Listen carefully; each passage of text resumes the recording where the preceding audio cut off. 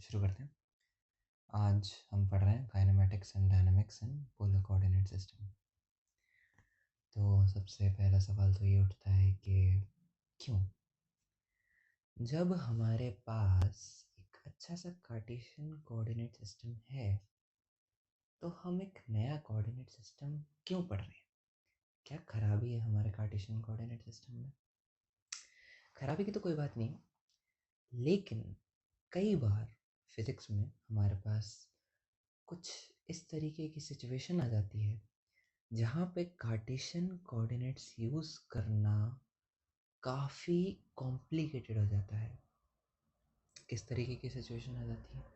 मान लो तुम्हारा ऑब्जेक्ट एक सर्कुलर पाथ में मूव कर रहा है, ठीक है। अब उसका रेडियस कंस्ट्रेंट है, it has to be R. तो सर्कल की इक्वेशन क्या होती है? मान लो सर्कल सेंटर्ड एट ओरिजिन है, ठीक है। मान लो ये मैंने एक सर्कल बना दिया, सेंटर्ड एट ओरिजिन है, ठीक है। अब इस सर्कल की इक्वेशन क्या होगी? X square plus y square बराबर आर स्क्वायर।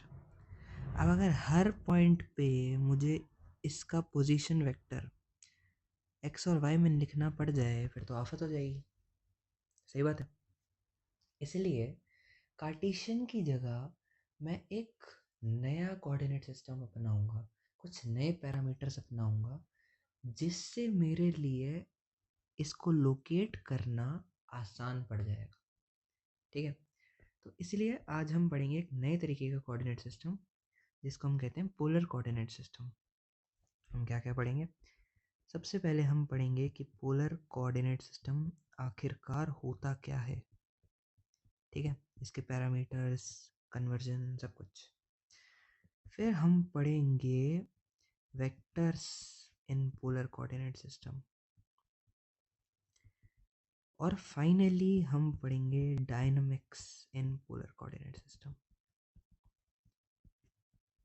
ये काफ़ी काम आता है कई तरीके के सवालों में, चाहे वो जेईई के हों, चाहे वो ओलंपियाड के हों, जहाँ पे पार्टिकल सर्कुलर मोशन कर रहा है, जहाँ रिजिड बॉडीज आ रही हैं। इसके काफ़ी वेरिएबल एप्लीकेशन है।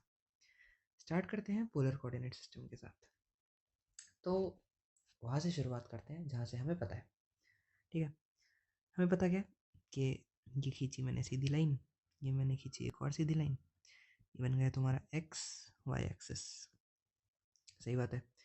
सबको पता है कि यहाँ पे अगर पॉइंट है इसको लोकेट कैसे करेंगे? यहाँ से चला जी मैं एक्स, यहाँ से चला मैं वाई। सही बात है, पॉइंट पहुँच गए, पॉइंट को नाम दे दिया मैंने एक्स वाई। बहुत बढ़िया, हो गया पॉइंट लोकेट। हम कहते हैं नहीं, मुझे एक्स और वाई नहीं पता, तो मुझे कोई दूसरा तरीका बताओ। मैंने कहा ठीक है, दूसरा तरीका पता लगाते हैं क्या हो सकता है। हम एक काम करते हैं, मैंने कहा कि भाई एक्स और वाई छोड़ो ना, ओरिजिन से सीधा पहुंच जाओ यहीं पे, ठीक है। तो मान लो तुम्हारा दोस्त तुमसे कह रहा है कि भाई मैं तुझसे 10 मीटर दूर हूँ, ठीक है। तो तुमने उसकी बात मान ली कि ठीक है वो तुमसे 10 मीटर दूर है। क्या तुम उसको लोकेट कर सकते हो? नहीं, exactly at that specific point नहीं कर सकते, क्योंकि 10 मीटर दूर तुम्हारे पास एक पूरा का पूरा सर्कल है। सही बात है, एक पूरा का पूरा सर्कल है। तो तुम्हें एक और पैरामीटर चाहिए उस 10 मीटर के साथ, ताकि तुम एग्जैक्टली बता पाओ कि तुम्हारा वो दोस्त कहाँ खड़ा है। सही बात है। तो ये आर डिस्टेंस हो गया जो मैंने पहले फिक्स कर दिया था कि ये पॉइंट ओरिजिन से आर डिस्टेंस दूर है। सेकंड पैरामीटर जो मैं फिक्स करने जा रहा हूँ, that is gonna be the angle that it makes with x axis. जैसे ही मैंने ये दोनों चीज़ें फिक्स करी, मेरे पास एक पॉइंट लोकेट हो गया जो कि है ये। अब इस पॉइंट को मैं बड़े प्रेम प्यार से कह सकता हूँ आर कॉमा थीटा, ठीक है। पॉइंट लोकेट हो गया, अब मुझे एक्स और वाई की जरूरत ही नहीं पड़ी। मैंने कहा ठीक है, ओरिजिन से आर दूर है, अब एक परपेंडिकुलर लाइन एक्स है, उससे थीटा दूर हूँ मैं, हो गया काम। अब अगर मान लो पॉइंट यहाँ होता तो उसका आर भी सेम ही होता, थीटा बदल जाता बस। अगर ये थीटा 1 है तो ये कुछ थीटा 2 हो जाता, इसके पॉइंट्स हो जाते आर कॉमा थीटा 2, ठीक है। अगर किसी और जगह लोकेट करना है, मान लो यहाँ, इसका आर भी बदल जाता। मान लो कैपिटल आर है, मान लो कुछ थीटा 3 है, तो ये पॉइंट हो जाएगा कैपिटल आर थीटा 3, ऐसे कर करके तुम सारे पॉइंट्स लोकेट कर सकते हो। ठीक है, अब बात यहाँ आती है कि अगर तुम्हें कार्टेशियन कोऑर्डिनेट्स पता है, तुम्हें उससे पोलर कोऑर्डिनेट्स में जाना है, कैसे जाएंगे? या फिर उल्टा से, अगर तुम्हें पोलर कोऑर्डिनेट्स पता है और तुम्हें कार्टेशियन पता करने हैं तो कैसे करेंगे? आइए देखते हैं conversion of polar coordinates to Cartesian coordinates and vice versa. ठीक है, तो बहुत सिंपल है, एक्चुअली बहुत सिंपल है, क्योंकि ये अगर तुम्हारा पॉइंट है ये आर थीटा पे है, तो साफ सीधी बात है कि आर का जो ये कंपोनेंट है ये एक्स कोऑर्डिनेट देगा, आर का जो ये कंपोनेंट है ये तुम्हें वाई कोऑर्डिनेट देगा। तो इतना तो तुम्हें साफ साफ पता लग गया। फिर मैं लिख देता हूँ कि हम क्या कर रहे हैं, हम आर थीटा से एक्स वाई में जा रहे हैं। एक्स क्या हो गया, आर कॉस थीटा, वाई हो गया आर साइन थीटा। इसी तरीके से अगर मैं एक्स और वाई से आर थीटा में जाना चाहूँ, पोलर कोऑर्डिनेट्स में जाना चाहूँ, तो कैसे जाऊँगा? बड़ा सिंपल है, हमारे पाइथागोरियन बाबा जिंदाबाद। X square plus y square बराबर आर स्क्वायर, तो आर हो गया under root x square plus y square. ऐसे ही थीटा तुम्हारे पास हो जाएगा tan inverse of y by x. देख लेना, बहुत सिंपल है, tan theta is y by x, तो theta tan inverse of y by x. ठीक है, ये कन्वर्जन बहुत सिंपल था। ये होते हैं तुम्हारे पोलर कोऑर्डिनेट्स। मेन बात कहाँ आती है? मेन बात तुम्हारी आती है लिखना vectors in polar coordinate system. ठीक है, सबसे पहले हम बात करेंगे कि बेसिस वेक्टर क्या होते हैं इसके अंदर। बेसिस वेक्टर मतलब जैसे इन जनरल अगर कार्टेशियन में तुम बात करो तो एक्स और वाई में कोई भी वेक्टर होता है, यहाँ पे ये ए और बी अगर वो है इसके कोऑर्डिनेट्स हैं, तो इस वेक्टर को का पोजीशन वेक्टर में क्या लिखूंगा, a i cap plus b j cap. तो ए और बी इसके कंपोनेंट है और आई और जे कैप इसके बेसिस वेक्टर है। ठीक है, अपन क्या लिखते हैं, बेसिस वेक्टर जिसके क्या है आई कैप और जे कैप, बेसिस वेक्टर जिसके टर्म्स में हम कोई भी वेक्टर लिख सकते हैं, आई कैप और जे कैप। तो आई कैप जे कैप हर पॉइंट पे सेम है, यहाँ पे भी सेम है, यहाँ पे भी आई कैप यही रहेगा, जे कैप यही रहेगा। पोलर कोऑर्डिनेट सिस्टम में थोड़ा सा मामला बदल जाता है। जैसे यहाँ आई कैप हमेशा एक्स एक्सिस के अलॉन्ग रहता है, जे कैप हमेशा वाई के अलॉन्ग रहता है। पोलर कोऑर्डिनेट सिस्टम में मामला थोड़ा सा बदल जाता है। यहाँ मामला क्या हो जाता है कि मान लो ये तुम्हारा कोई पार्टिकल जा रहा है, ठीक है, ठीक है, अब ये मैंने इसका पोजीशन वेक्टर मान लिया एट सम पॉइंट दिस, ठीक है, आर और थीटा। अब इसके जो बेसिस वेक्टर हैं वो मानते हैं अपन, एक आर कैप हो गया जो कि अलोंग द रेडियल डायरेक्शन होता है, और थीटा जो होता है वो along the increment of theta होता है। तो अगर थीटा ऐसे जा रहा है, ठीक है, अगर थीटा तुम्हारा इस तरीके से बढ़ रहा है, तो यहाँ पे अपन थीटा क्या लिखेंगे, यहाँ पे थीटा हो जाएगा इसी डायरेक्शन में, जिस डायरेक्शन में तुम्हारा थीटा बढ़ रहा है, आर कैप के परपेंडिकुलर। ठीक है, जहाँ आर हो रहा है उसके परपेंडिकुलर उस डायरेक्शन में जहाँ पे थीटा बढ़ रहा है, क्योंकि ऑफ कोर्स आर के परपेंडिकुलर ये भी है और ये भी है, मतलब ये वाला लाइन भी और ये वाली लाइन भी है, लेकिन ये नहीं लेनी है, ये वाली लेनी है, जिस डायरेक्शन में तुम्हारा थीटा बढ़ रहा है। ठीक है, ये हो गए तुम्हारे आर कैप और theta cap, basis vectors for polar coordinate system. अब इनको तुम आई कैप और जे कैप के टर्म्स में कैसे लिख सकते हो? जैसे अभी आर थीटा का एक्स वाई करा, अब आर कैप थीटा कैप का भी तो आई कैप जे कैप करना पड़ेगा। सही बात है, तो ये भी देखना बड़ा आसान है। ठीक है, देखो जैसे वापस बनाता हूँ, ये तुम्हारे पास आर कैप हो गया, इतना छोटा सा ये पॉइंट है, ये तुम्हारे पास थीटा कैप हो गया, तुम्हारा आई कैप यहाँ था, जे कैप यहाँ था, ये यहाँ से थीटा एंगल बना रहा है आर डिस्टेंस पे, तो ये भी थीटा एंगल बनाएगा, साफ सीधी बात है ना।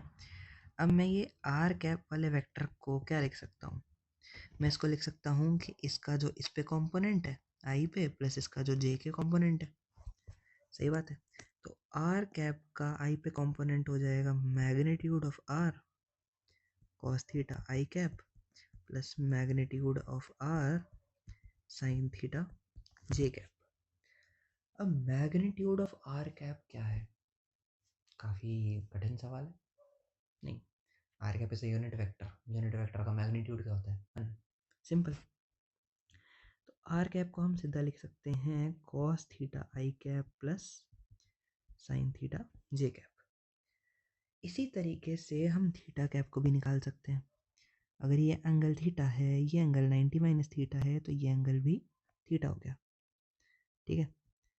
अब ये माइनस आई कैप की तरफ इसका साइन थीटा आएगा और जे में इसका कॉस थीटा आएगा। तो थीटा कैप निकालना भी तुम्हारे लिए बड़ा आसान है। Minus sin theta in I cap plus cos theta j cap. निकाल लिया हमने। आर को आई जे के टर्म्स में निकाल लिया, थीटा को भी आई जे के टर्म्स में निकाल लिया। ठीक है। अब बात करते हैं थोड़े से डायनामिक्स की। अब मेन बात पे आते हैं, जिस चीज़ के लिए हमने ये सब पढ़ा है। ठीक है। तो मान लो तुम्हारे पास कोई रैंडम पार्टिकल है, ये रहा। अब मुझे बताओ कि इसके वेक्टर को तुम कैसे लिख सकते हो? पहले तो अपन कहते थे ना, पोजीशन वेक्टर को अपन लिख सकते हैं एक्स आई कैप प्लस वाई जे कैप। पोलर में काफ़ी आसान हो गया। पोलर में अपने को लिखना ही क्या है, इसी डायरेक्शन में ही तो है, इसी डायरेक्शन में वेक्टर आर कैप के। और मैग्नीट्यूड कितना है? R, r cap. बस simple.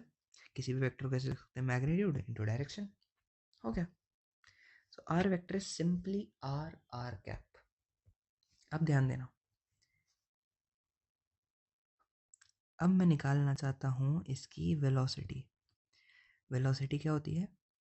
D r by d t, या फिर जिसको हम लिख सकते हैं आर कैप डॉट। वो क्या हो जाएगा?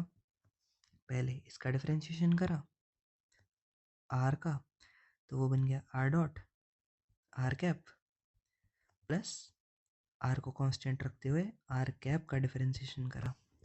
अब ये चीज़ तुम्हारे लिए नहीं है कि यूनिट वेक्टर का भी डिफरेंशिएशन। हाँ, क्योंकि ध्यान दो कि जब हम आई जे पढ़ रहे थे तो आई कैप और जे कैप हर जगह वही है। आई हमेशा एक्स के अलॉन्ग है, जे हमेशा वाई के अलॉन्ग है। लेकिन जब हम बात कर रहे हैं यहाँ पे, तो यहाँ पे आर कैप थीटा कैप यहाँ है। अगर पार्टिकल थोड़ा यहाँ पहुँच गया तो आर कैप यहाँ है, थीटा कैप यहाँ है। ये साला आर कैप और थीटा कैप तो हर जगह बदल रहा है। दिक्कत वाली बात है। इसलिए जैसे जैसे पार्टिकल प्रोग्रेस करता है, इवॉल्व करता है, तुम्हारा आर कैप और थीटा कैप ये दोनों भी चेंज होते हैं। तो जब हम यहाँ पे डिफरेंशिएशन करते थे ना d r by d t, तो यहाँ लिखते थे हम d x by d t i cap plus d y by d t j cap. कैसे लिख पाते थे? क्योंकि आई और जे कॉन्स्टेंट्स हैं, तो सिर्फ एक्स और वाई का भी डिफरेंशिएशन हो रहा है। लेकिन यहाँ पे तुम्हारे पास इस यूनिट वेक्टर का भी डिफरेंशिएशन होगा। तो अब हमें तो पता है नहीं कि d r cap by d t क्या है। निकालते हैं क्या? D r cap by d T निकालते हैं। हमें पता है आर कैप क्या है, आर कैप इज दिस। तो इस चीज़ को ज़रा कॉपी मार के नीचे ले जाते हैं। कर दिया हमने कॉपी। इसको थोड़ा साइड में सॉल्व करते हैं। पेस्ट। हाँ जी। अब मुझे बताओ कि d r cap by d t क्या हो जाएगा? D r cap by d t हो जाएगा d cos theta by d theta d theta by d t i cap plus d sin theta by d theta by d t j cap. cos theta का differentiation is minus sin theta d theta by d t is theta dot i cap plus cos theta theta dot J cap. ये हो गया तुम्हारा are cap का dot.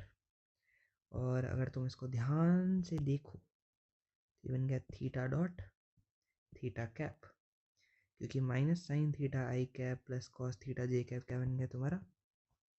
Theta cap. तो इसलिए तुम्हारा d r by d t बन गया थीटा डॉट थीटा कैप। एक बार ऐसे ही d theta cap by d t भी निकाल लेते हैं। D theta cap by d t क्या बन जाएगा? अगर उसी तरीके से सॉल्व करो तो इसका डिफरेंशिएशन हो जाएगा माइनस कॉस थीटा, थीटा का theta cap, theta dot i cap, and cos theta is minus sin theta, theta dot J cap. Minus और थीटा डॉट कॉमन निकाल लो तो अंदर बचा cos theta i cap plus sine theta j cap, जो कि बन गया तुम्हारा आर कैप। अब मैथमेटिकली तो तुम्हें दिख रहा होगा कि यहाँ क्या हुआ। अब मैं फिजिकली बताता हूँ कि यहाँ हुआ क्या है एक्चुअली में, कि y is d r cap by d t equals to theta dot theta. हो क्या रहा है, ध्यान दो कि तुम्हारे पास कोई भी पार्टिकल ऐसे मूव कर रहा है, मान लो सर्कुलर में ही मूव कर रहा है, ठीक है, सर्कुलर मोशन में मूव कर रहा है। अब ये पहले यहाँ था, अब ये यहाँ पहुँच गया, तो ये किसी तो ओमेगा से मूव कर रहा है, राइट। ओमेगा क्या होता है, theta dot d theta by d t, omega ही तो लिखते हैं इसको।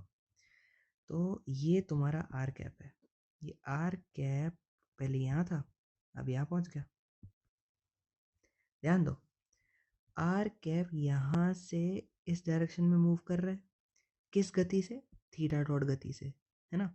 ये इस डायरेक्शन में ओमेगा स्पीड से ही तो जा रहा है, और जा किस डायरेक्शन में रहा है, थीटा कैप डायरेक्शन में जा रहा है, सही बात है। तो d r cap by d t is basically unit vector की स्पीड, तो कितनी है, obviously equal to d theta by d t, किस डायरेक्शन में, जिस डायरेक्शन में तुम्हारा एंगल चेंज हो रहा है। सेम बात कह सकते हो तुम D theta cap by d T के लिए, जो कि तुम्हारा इक्वल आया minus theta dot r cap. ये तुम्हारा थीटा कैप है, अब ये जा रहा है इस तरफ, राइट। पहले ये यहाँ था, अब ये यहाँ बदल गया, स्पीड तो इसकी भी उतनी ही है, लेकिन ध्यान दो ये वेक्टर अंदर की तरफ मुड़ता जा रहा है, अंदर की तरफ मुड़ता जा रहा है, मतलब ये आर कैप की डायरेक्शन में जाता जा रहा है, ठीक है। आई होप तुम्हें इसका फिजिकल इंट्यूशन समझ आया होगा। आगे अप्लाई करते हैं इस चीज़ को। इस बात को याद करना कि d r cap by d t is theta dot theta cap. इसको हम अप्लाई करते हैं यहाँ पे। तो जब इसको मैं यहाँ डाल दूंगा तो मेरे पास आ जाएगा r dot r cap plus r theta dot theta cap. अब बहुत आसानी से तुम्हें दिख रहा होगा कि ये दो चीज़ें कह रहा है। ये है आर ओमेगा, ये क्या है, ये है रेडियल वेलोसिटी, ठीक है। ये वाली चीज़ है, इसको हम कहते हैं ट्रांसवर्स वेलोसिटी। ये सारी चीज़ें हम वैसे भी सर्कुलर मोशन में पढ़ के आ चुके हैं, हम बस सारी चीज़ों को मैथमेटिकली फॉर्मुलेट कर रहे हैं, ताकि अगर तुम्हारे पास इंट्यूशन नहीं आ रही तो तुम्हारे पास एक टूल रहेगा सही आंसर निकालने के लिए, जो कि ये है, ठीक है। वेलोसिटी निकाल ली, अब एक्सेलरेशन निकालते हैं। Acceleration is d v by d t, ठीक है। अब थोड़ा जल्दी जल्दी निकालेंगे।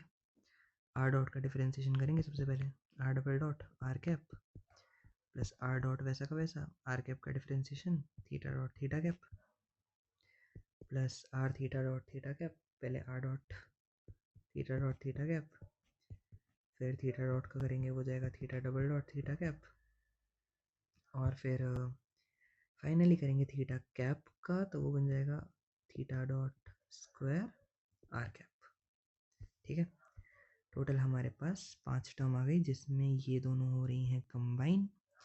इसको हम लिख सकते हैं r double dot r cap plus two r dot theta cap plus r theta double dot theta cap minus r theta dot square r cap. ये हो गया तुम्हारे पास एक्सेलरेशन। टर्म्स को कंबाइन कर देते हैं तो तुम्हारे पास आ गया r double dot minus r theta dot square, ये आ गया आर कैप में, plus two r dot theta dot plus r theta double dot, ये आ गया थीटा कैप। एक्सेलरेशन आ गया, फोर्स लिखना भी बड़ा आसान है, मास जोड़ दो इसके साथ बस। तो इस पूरी चीज़ में अगर मैं मास डाल दूँ तो अब ये बन गया total force return in polar coordinates, ठीक है, सिंपल। अब ये सारी चीज़ें भी तुमने ऑलरेडी देख रखी हैं, अगर तुम इसको ध्यान से देखो तो ये क्या रिप्रेजेंट कर रहा है, ओमेगा स्क्वायर आर, ठीक है। ये क्या है, आर अल्फा, ये तो रेडियल एक्सेलरेशन है, ये तुम्हारा रेडियल फोर्स है, जितना भी रेडियल फोर्स लग रहा है। ये क्या है तुम्हारा, ये है तुम्हारा सेंट्रिपिटल फोर्स, सही बात है। ये तुम्हारा टेंजेंशियल, और फाइनली ये जो नई टर्म आई है, this is known as Coriolis force. ये हो सकता है तुमने ना पढ़ी हो, तो इसके बारे में मैं थोड़ा सा ज्ञान देना चाहूँगा, ठीक है। क्योंकि पोलर कोऑर्डिनेट्स में सॉल्व करते ही हमारे पास सीधा ये टर्म ऑटोमेटिकली अपीयर हो जाती है एक्सेलरेशन में, एंड दिस एग्जिस्ट्स, ठीक है। अब ये क्या कहना चाह रही है इसके बारे में मैं बताऊंगा। बहुत सिंपल है। मान लो कि मेरे पास एक राउंड अबाउट है, ठीक है। उसमें ये घूम रहा है इस डायरेक्शन में ओमेगा स्पीड से, तो ऑब्वियसली इसका जो डायरेक्शन है ओमेगा के आउट ऑफ द पेज आ रहा है, सही बात है। अब मान लो यहाँ पे एक ना पॉइंट खड़ा है, बस है, ये घूम रहा है, ये पॉइंट यहीं पे ही है। अब क्या है ना, इस पॉइंट को चुल मची, इसने कहा कि एक काम करता हूँ, मैं ना चलना चालू करता हूँ। तो ये ऐसे बाहर चलना चालू किया वेलोसिटी v से। अब ये तुम खुद भी प्रेडिक्ट कर सकते हो कि इसके साथ क्या होगा, है ना। ये ऐसे चलना चालू तो किया है, लेकिन चूंकि ये घूम रहा है तो ये सीधा जाना चाहता, सीधा तो नहीं जाएगा, ये कुछ ऐसी टेढ़ी सी ट्रेजेक्टरी पकड़ेगा और ये यहाँ पहुँच जाएगा। अब इसकी डायरेक्शन चेंज करवाई किसने, डायरेक्शन चेंज करने के लिए एक्सेलरेशन चाहिए, लेकिन ये तो सिंपली वेलोसिटी से जा रहा था।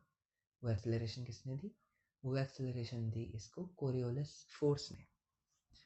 कोरियोलिस फोर्स क्या होती है, कोरियोलिस फोर्स का मैं जनरल एक्सप्रेशन लिख देता हूँ यहाँ पे। It is equals to -2m omega cross v। वही जो ऊपर टर्म आई, यहाँ पे 90 डिग्री का फासला था इसलिए वो सब कुछ टर्म सीधा ही हट गई। तो this is same as, I mean ध्यान से देखो तो this is same as writing 2 omega and v, वही टर्म यहाँ पे आ रही है, ठीक है। तो यहाँ पे भी देखो तो इसी डायरेक्शन में जाएगा, ओमेगा बाहर आ रहा है, v इस डायरेक्शन में, तो ओमेगा क्रॉस v इधर आएगा, उसके उल्टे डायरेक्शन में। मैं एक बार मार्क करके बता देता हूँ, ठीक है।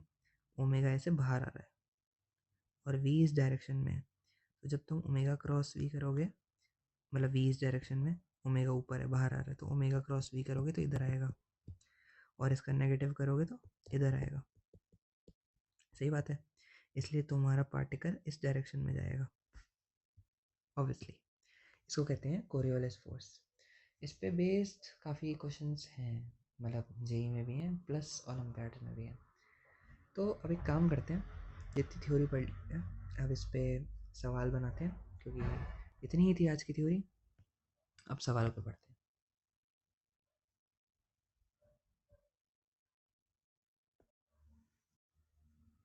इसका ये जेई 2013 का सवाल है।